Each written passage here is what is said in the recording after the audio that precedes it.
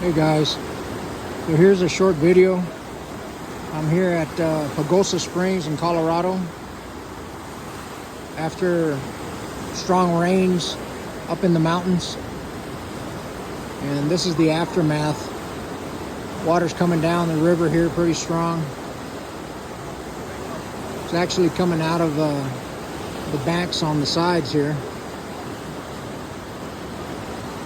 Really strong. And this is after 3 days. It was a lot higher. Apparently it went up to like 8-10 feet.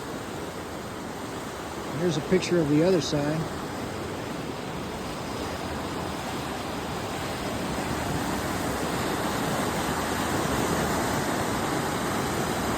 So it's flowing pretty bad, coming out of its banks there on the sides. So yeah, no fly fishing today, guys.